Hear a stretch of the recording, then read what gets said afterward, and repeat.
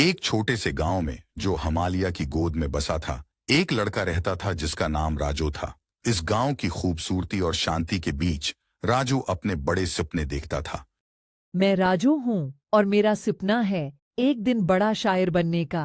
मुझे अपने गांव और हिमालय से बेपनाह मोहब्बत है।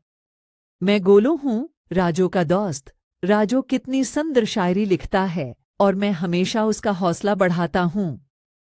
राजू का शायर बनना? हाँ हाँ, ये तो सिर्फ सपने देख रहा है। इस छोटे गांव से कोई कैसे बड़ा शायर बन सकता है? राजू, तू अपना वक्त बर्बाद कर रहा है। शायर बनने का सपना छोड़ दे और कुछ और काम देख ले। एक दिन गांव में एक मेला लगा। इस मेले में एक मशहूर शायर उस्ताद इरफान अपने कलाम सुनाने आए। राजू और गोलू ने सोचा, यही मौका है अपनी शायरी दिखाने का। राजू ने अपनी सबसे प्यारी नज्म लिखी और मेले की तरफ चल पड़ा। जब उस्ताद इरफान अपनी शायरी सुना रहे थे, तभी राजू ने हिम्मत करके अपनी शायरी पढ़ने की ख्वाहिश जाहिर की। पहले तो सब लोग हंसे, लेकिन उस्ताद इरफान ने कहा, बच्चे को मौका दो। राजू ने अपनी नज्म पढ़नी शुरू की। इसकी नज्म में गांव की खूबसूरती, हिमालय की शांति और इंसान के ख्वाबों की परवाज थी।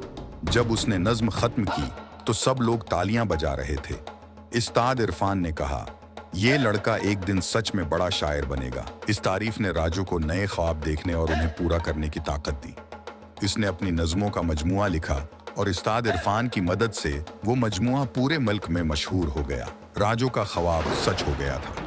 अब उसका गांव उस पर फख्र करता था और हर कोई कहता, अपने ख्वाबों का पीछा करो जैसे राजू ने किया। इस तरह एक छोटे से गांव का एक आम लड़का अपनी मेहनत और हौसले से बड़ा शायर बन गया। ये कहानी हमें सिखाती है कि ख्वाब देखने और उन्हें पूरा करने का जुनून होना चाहिए।